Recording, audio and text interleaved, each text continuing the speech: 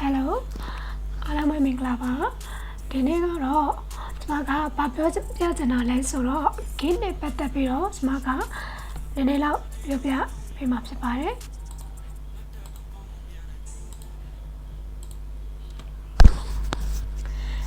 game နဲ့ပတ်သက်ပြီးတော့ဘာပြောပြပေးမလဲဆိုတော့ game ကိုအစပေါ့နော်game မှာဘာတွေလုပ်လို့ရတယ်ပြီးတော့ game ဆိုတော့ဘာလဲပြီးတော့ခါကြတော့ game ကိုဘယ်မှာ hosting game hosting ဘယ် game hosting ကိုသုံးတာလဲပြီးတော့ခါကြတော့ game ရဲ့ command တွေပေါ့နော် game မှာဘာတွေလုပ်လို့ရလဲဆိုတော့ game ရဲ့ command တွေကိုဒီနေ့မှာပြောပြပေးတော့မှာဖြစ်ပါတယ်အဲ့တော့ဒီနေ့မှာပြောပြမယ်ကျွန်မ Git ကဘာလဲဆိုတော့ Git ဆိုတာက version control system ပဲ version control system ဒီကသူ့ရဲ့ကို project ထဲမှာပဲဖြစ်ကိုယ့်ရဲ့ computer ရဲ့ folder တစ်ခုခုထဲမှာကိုကအဲ့မှာ Git ကို set up လုပ်ထားမယ်ဆိုလို့ရှိရင်သူကအဲ့ file နေဘယ်အချိန်မှာဘယ်သူကလာချိန်တာလဲဆိုတာကိုသူကဒီမှာထိန်းပေးထားတဲ့ဟာဖြစ်ပါတယ်အဲ့မှာအဲ့တကွာလဲဒီမှာ Git ကဘယ်အချိန်မှာဘယ်သူကနေဘာတွေကိုပြောင်းသွားတယ်ပေါ့နော်ဘဲကုတ်တွေကိုပြောင်းသွားလဲဆိုတာပြပေးမှာဖြစ်ပါတယ်သူကပြီးတဲ့ခါကျတော့သူက report play လုပ်နိုင်ပါတယ်အဲ့ဒီအချိန်မှာထားလိုက်ပါတော့2နာရီ17မိနစ်မှာကျွန်မကကုတ်တွေကိုထားလိုက်ပါတယ်ကျွန်မက Python developer ဆိုတော့ခါကျတော့ Python ရဲ့test.py ကို2နာရီ17မိနစ်မှာချိန်သွားတယ်ဆိုတော့အဲ့ဒီ file ကိုလည်းကျွန်တော်တို့ကချိန်ပြီးပြင်ပြီးအောင် report လုပ်လို့ရပါတယ်ပြီးတဲ့ခါကျတော့သူကဒီကိုယ့်ရဲ့ project ထဲမှာရှိနေတဲ့ code history တွေကိုလည်းလိုက်လို့ရတယ်ပေါ့နော်လိုက်လို့ရတယ်ဆိုတာကကြတော့ဘာလဲဆိုတော့ဒီ code တွေဟာဘယ်အချိန်မှာဘယ်သူတွေတင်ထားတာလဲထားပါတော့ကိုယ့်ရဲ့တင်တစ်ခုပေါ့ကိုကဘယ် system လဲဆိုတော့banking software တခုရေးတယ်ထားပါတော့ banking software project တခုရေးတယ်အဲ banking project ထဲမှာထားလိုက်ပါတော့ developer 9ယောက်ရှိပြီ developer A ရဲ့ B ရဲ့ C ရဲ့ D ရဲ့ E ရဲ့ဆိုပြီးတော့အဲမှာ developer A က21ရက်နေ့ကfile ကိုဘယ် file တွေချိန်ထားလဲဆိုတော့test.py file တို့က file တစ် file ချိန်ထားတယ်ထားလိုက်ပါတော့ developer D ကtest.py ကိုနောက်23ရက်နေ့မှာချိန်နေထားပါတော့အဲ့လိုမျိုးတွေကိုလည်းသူကပြန်ပြီးတော့ကြည့်လို့ရတယ်ပေါ့နော်လိုက်ပြီးတော့ကြည့်လို့ရတယ်နောက်တစ်ခုကGitမှာပေါ့နော်သူကရှိပြီးသားတော်များများကုမ္ပဏီတွေကိုအလုပ်ဝင်မယ်ဆိုလို့ရှိရင်သူတို့က version control system သုံးကြပါတယ်သူတို့က SVN or ဒါမှမဟုတ်ရင် Git ကိုသုံးကြပါတယ်အဲ့မှာ Git ကိုသုံးတယ်ဆိုလို့ရှိရင် Git ကိုသူတို့ကအဲ့ဒီကုမ္ပဏီမှာရှိပြီးသားအရင် developer or project architecture ကနေပြီးတော့ architect ဆိုတော့ technical architect ပဲပြောနော်သူတို့ကနေပြီးတော့ Git ကိုသူတို့ဆက်လက်လုပ်ပြီးသားဆိုလို့ရှိရင်ကြတော့ဒီကိုကသူတို့ team ကိုအသက်ဝင်ပေးဆိုလို့ရှိရင်ကိုက Git ကလုံးဆွဲချလိုက်တာနဲ့သူတို့ရဲ့ project ပေါ့နော် Git ကလုံးနောက်ကသူတို့ရဲ့ project directory ပေါ့နော်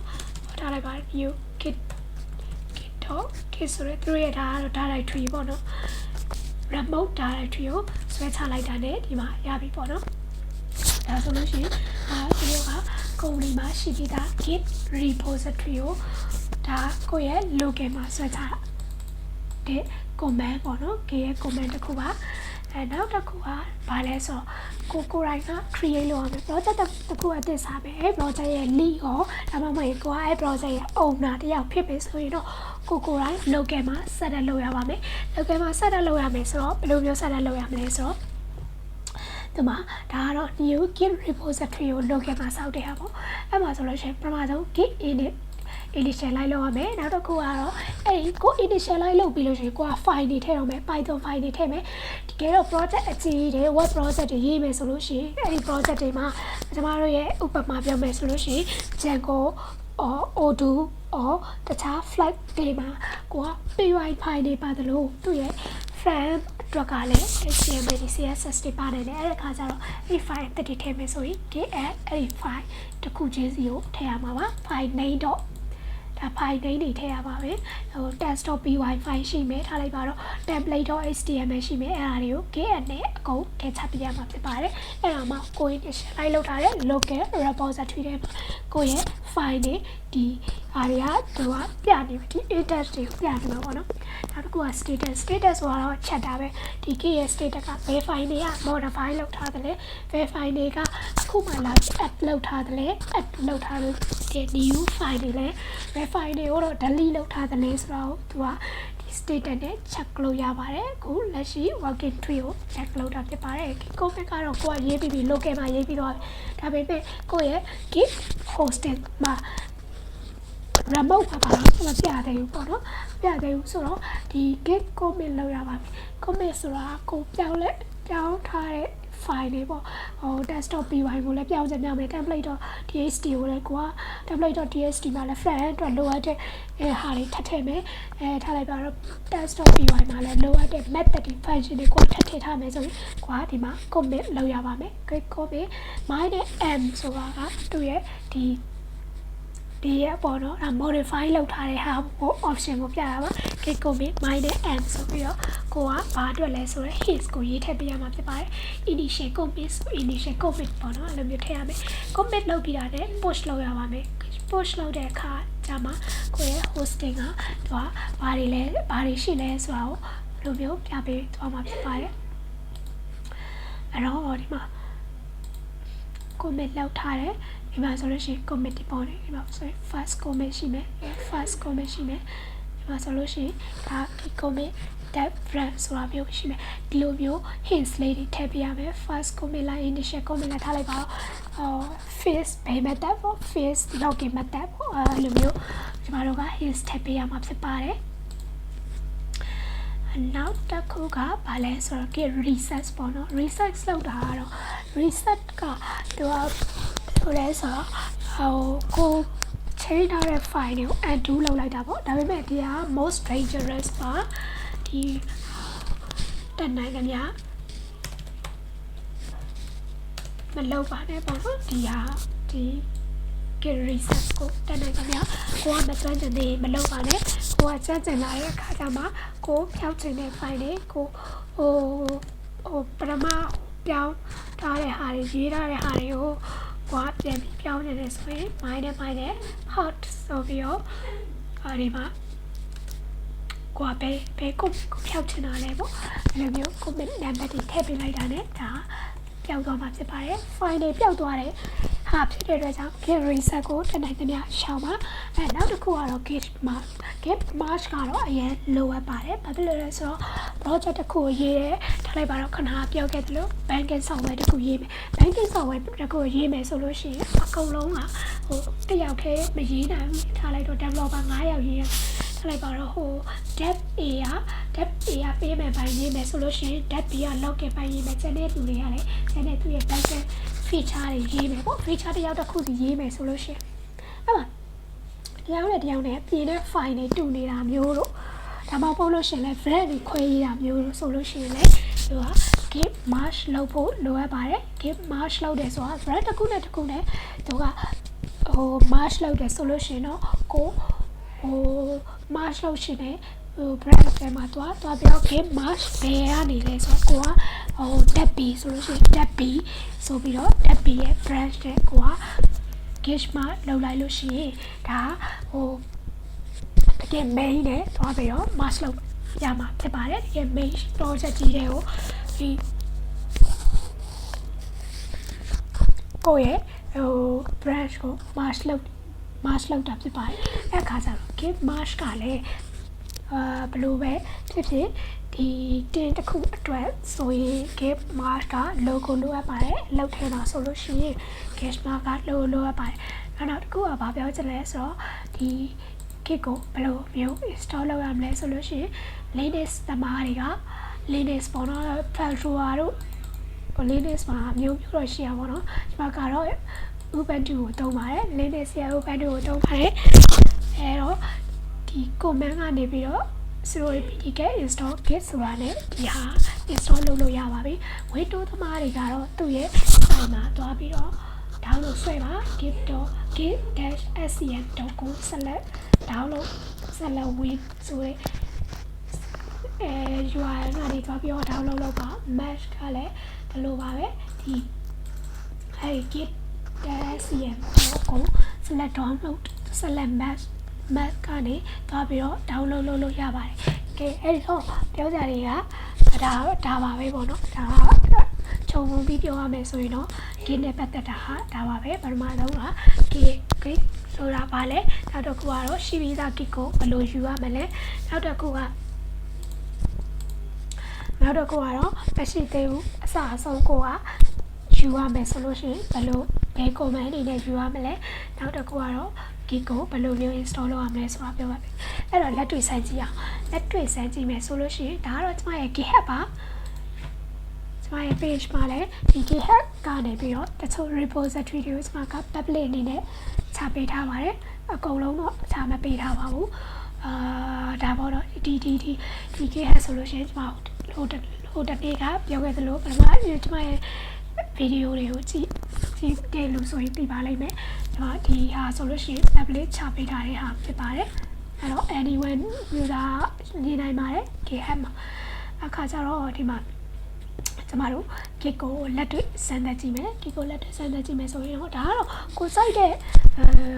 Git ရဲ့hosting site ကိုတွားပြီးတော့ဒီ Git command တွေကိုစမ်းကြည့်လို့ရပါတယ်ကျမက GitHub ကိုသုံးပါမယ်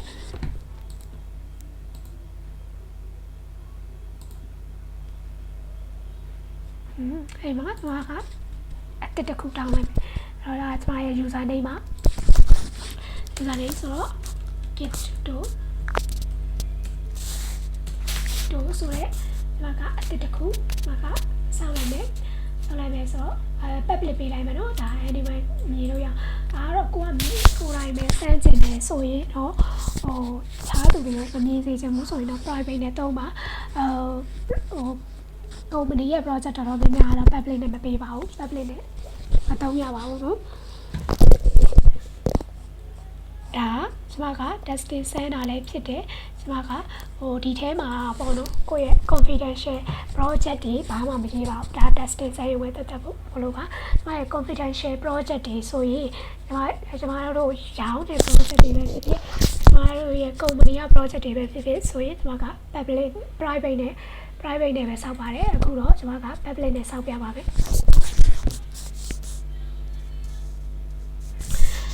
ဆိုတော့ကျမတို့က Git Judo ဆိုတဲ့ branch တစ်ခုကိုစောက်လိုက်ပြီအဲ့တော့ Git Judo ဆိုတဲ့ဟာကိုကျမတို့သွားပြီးတော့ local မှာ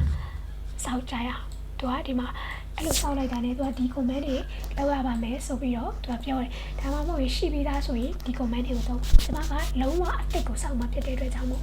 ဒီတစ်ခုကိုပုံစံတစ်ခုရွေးမယ်ဆိုတော့ okay အဲ့တော့တစ်စောက်လိုက်မယ်ပေါ့ Git Judo ဆိုတဲ့directory တစ်ခုစောက်လိုက်မယ်အဲဒီထဲမှာ Git ဘာပြောထားလဲဆိုတော့သူပြောပြထားတဲ့ဟာတွေကမတို့ဒီမှာ the readme file project တစ်ခုမှာ readme file လောက်ရပါတယ်ဒါမှသာလေဒီ project ကိုနောက်ထပ်သုံးတဲ့လူတွေထားလိုက်ပါတော့ company တစ်ခုမှာအလုပ်လုပ်တယ်ဆိုလို့ရှိရင် project ကကိုက banking software တောင်းတယ်ထားလိုက်ပါတော့ကိုက banking software ပဲရေးရတာမဟုတ်ဘူးအခြား e-commerce site တွေလည်းတွားရမယ်တခြား warehouse တွေ manufacturing project တွေကိုလည်းကိုကတွားရမယ်ဆိုပါစို့အဲ့ခါကျတော့တခြား developer ကလည်းဒီ project ကိုကန်ရနိုင်တာပေါ့အဲ့လိုမျိုးကန်ရတဲ့ခါကျတော့ readme file မထည့်ထားပဲနဲ့ဒီ project ကဘာအတွက်လုပ်ထားတယ်လဲဘယ်ဟာတွေလိုတယ်လဲဆိုတာသူတို့ကသိမှာမဟုတ်ပါဘူးအဲ့ခါကျတော့ကျွန်တော်တို့ကဒီ readme file ကိုထည့်ပေးရမှာဖြစ်ပါတယ်။ကျွန်တော်တို့ပထမဆုံး readme file ထည့်လိုက်ပါမယ်။ဒီမှာ Git Judo လို့ပဲရေးထားပါတယ်။ဒီမှာ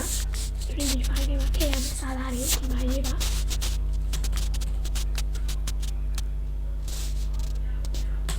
ဒါဆိုပြီးဒီမှာရေးလိုက်ပါပြီ။အခါကျဒီလိုက်မယ်ဆိုရင်ဒီမှာ readme file တစ်ခုရောက်လာပါပြီ။အဲ့တော့ readme file လုပ်ပြီးပြီဆိုရင်စပြီကျွန်တော်တို့ initialize လုပ်ပါမယ်။ local မှာ Git ရဲ့ repository ကို local repository initialize လုပ်လိုက်ပါပြီဒီမှာ Git initialize လုပ်လိုက်ပါပြီ Git initialize လုပ်ပြီးတဲ့အခါကျတော့ကျမတို့ဆိုတော့က readme file ကိုကျမတို့ add လုပ်ရပါမယ် Git add မလုပ်ဘဲနဲ့သူကဒီထဲမှာဘာမှရှိနေမှာမဟုတ်ပါဘူးဒီမှာဒီ file က status ကိုခေါ်စီလိုက်တာနဲ့ဒီ file ကဘာမှမလုပ်ရသေးဘူးအဲ့ဒါခါကျ Git add လုပ်ဖို့လိုပါတယ်လို့သူကပြောပါလိမ့်မယ်ဒါကကျမတို့ Ubuntu ရဲ့တုံးထားတာဖြစ်တဲ့အတွက်ကြောင့်မို့လို့ Ubuntu မှာတော့ဒါမျိုးတွေပေါ်ပေးပါလိမ့်မယ်တခြား Windows တို့ master မှာလည်းဒီလိုမျိုးတွေသူတို့ကပြောပါလိမ့်မယ်ဒီ status ကိုချက်လိုက်တာနဲ့ဘာလုပ်တင်နေဆိုတော့အခါကျတော့ get လုပ်လိုက်ပါပြီ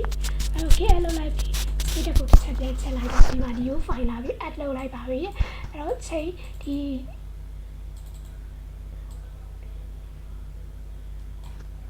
file အတက်ရပြီပေါ့ဒီ file အတက်ရပြီဆိုလို့ရှိရင် get ပဲလောက်ရသေးတယ်အဲ့တော့ဒါကျမတို့ဒီမှာဆုံး commit လုပ်လိုက်ဒါကတော့ first commit ရော initial commit တိုက်တယ်လို့ရေးပါရပါတယ်ဒီဟာကတော့ his ပါ his ဖြစ်တဲ့အတွက်ဒါမလို့ကိုကြိုက်တာရေးလို့ရပါတယ် my နဲ့ app ကကျွန်မပြောခဲ့တယ်လို့modify အတွက် commit လုပ်တာပါတကယ်လို့ file ကအသစ်တွေပါဖြစ်နေမယ်ဆိုလို့ရှိရင်တော့ my နဲ့ am နဲ့လုပ်ရပါမယ် a က add ပါဆိုတော့ဒီမှာကျွန်တော်တို့ git ပါဒီမှာဆုံး readme file လေးကိုကျွန်တော်တို့ကထည့်လိုက်ပါပြီကြည့်လုပ်လိုက်ပါပြီဟောဒီမှာဆိုလို့ရှိရင်ကြည့်လိုက်တော့ဘာမှမရှိဘူးအဲ့တော့ကျွန်တော်တို့ branch စောက်ပဲပေါ့နော်အဲ့တော့ကျွန်တော်တို့ကဒီမှာ git branch my နဲ့ am ဆိုတော့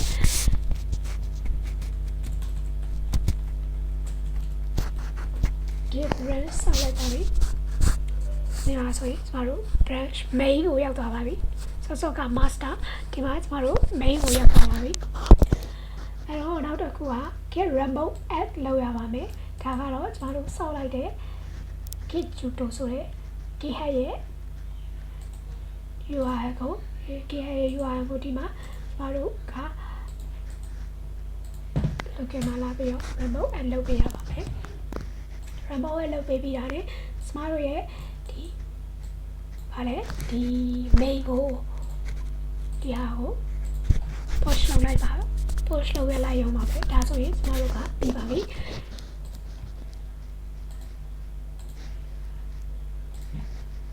အဲ့တော့ push အဲ့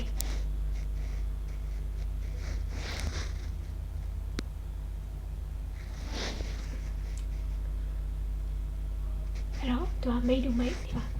new branch main to main ဒီထဲမှာတွားပြီးတော့လုပ်လိုက်ပြီဆိုတော့ကျွန်တော်တို့က git judo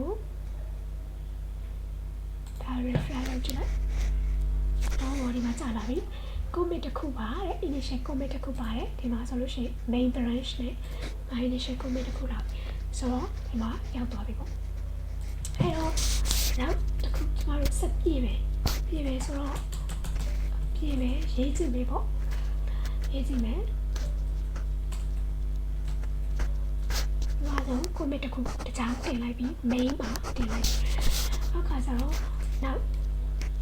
git march နဲ့တော့ဆိုတော့ git branch ထားပါတော့ db ဆိုတဲ့ branch တစ်ခုထားလိုက်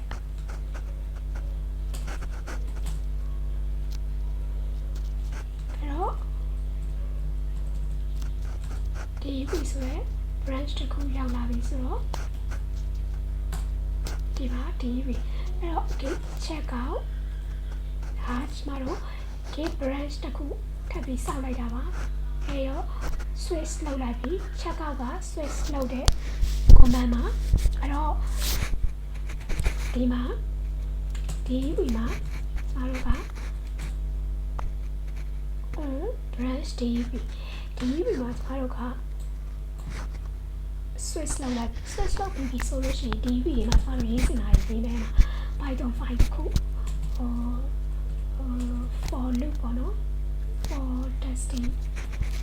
for loop အတွက်ရေးမယ်ပေါ့နော် Python ဆိုပြီးတော့ကျွန်တော်တို့ကရေးလိုက်မယ်ဆိုတော့ for I in range 0,5 နဲ့ 5 နဲ့ကြားထဲမှာဘာလို့က I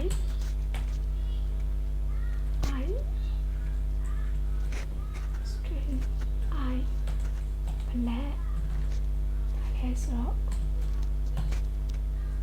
black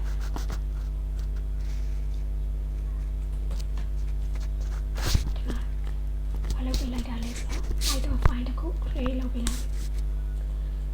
Python file W right လို့ကျူကထွက်တာဆိုတော့အဲ့ဒါကိုလုပ်ပေး okay status ဒီ status မှာ for desktop py ဆိုတာလေးပါလာပြီအခါကျတော့ဘာလို့ git commit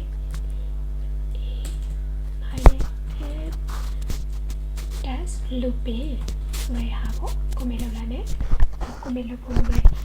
commit မလုပ်ခင်မှာကျွန်တော် sorry add ရေးလုပ်ရမယ်ရေးလုပ်လိုက်မယ်ခါကြတော့ဒီတက်ကိုပြန်ဆက်ကြည့်လိုက်လောက်လိုက်ပြီသူက new file ဆိုပြီးတော့တက်လာပြီ new file ဆိုပြီးတော့တက်လာပြီဆိုတော့ခါကြတော့ကျွန်တော်တို့က commit လုပ်ပါမယ် okay commit file နဲ့ and for loop testing ပို့တိုက်တာရေးပါအဲ့ဒါ hit space တော့ပေါ့ခါကြတော့ကျွန်တော်တို့ကရေးလိုက်ဒါပေမဲ့ branch ကဘယ်မှာလဲဆိုတော့ကျွန်တော်တို့က dev မှာပြင်နေတာဆိုတာ main ထဲမှာသွားပြီးရောနေတာမဟုတ်ဘူးဒီကုတ်က dev မှာပဲရှိတာဆိုတော့ခါကြတော့ dev ရဲ့ကုတ်ကိုကျွန်တော်တို့က main ထဲမှာပြင်ပြီးတော့ merge လုပ်ချင်တယ်ပေါ့ dev မှာကိုကဒီ dev ဆိုတဲ့ branch မှာကိုကြိုက်တဲ့လောက်ရေးကိုရဲ့ feature တွေပေါ့နော်ကိုက payment အတွက်ကြားတယ်ဆိုလို့ရှိရင် payment အတွက်ကိုကြိုက်တဲ့လောက်ရေးစင်တာရေးအဲ့မှာ law တွေလည်းကြိုက်တဲ့လောက်ရေးပြီးတော့နောက်ဆုံးအဆင်ပြေပြီဆိုမှ testing နဲ့အားလုံးစမ်းပြီးပြီဆိုမှဘယ်လိုသွားလဲဆိုတော့ git merge နဲ့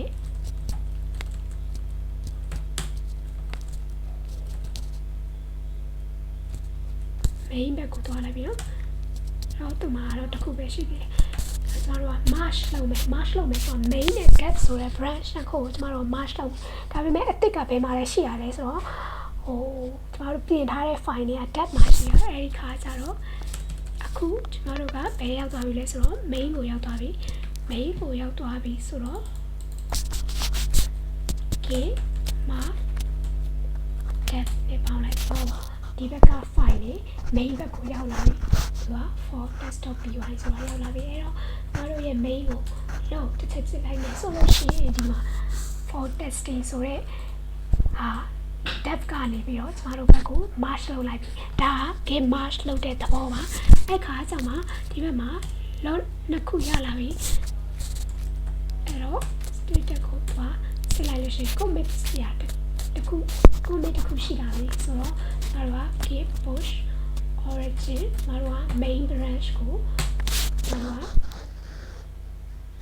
push လုပ်ပါမယ်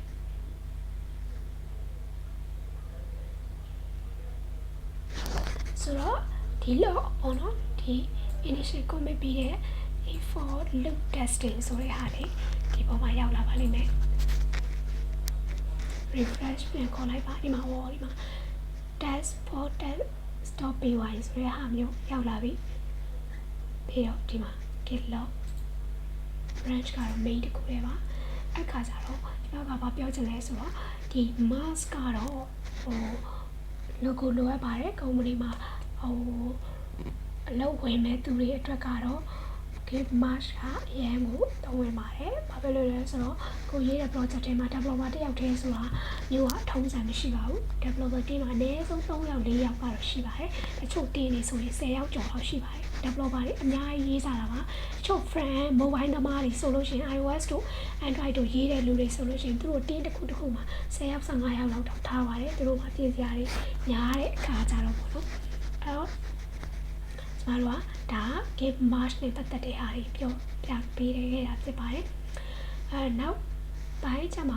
ဘာကိုပြောပြပေးမလဲဆိုတော့နောက်ဒီလိုရဲ့ part 2ဒါတင်ပါအောင်မယ်ဒါကတော့ part 1အနေနဲ့ထားတာပါအဲ့တော့နောက်ထပ် tutorial တွေကိုလည်းလေ့လာဖို့ရအတွက်ကျွန်တော်ရဲ့ channel ကို subscribe လုပ်ထားပေးကြဖို့မမေ့ပါနဲ့နောက်တစ်ခုကဒီ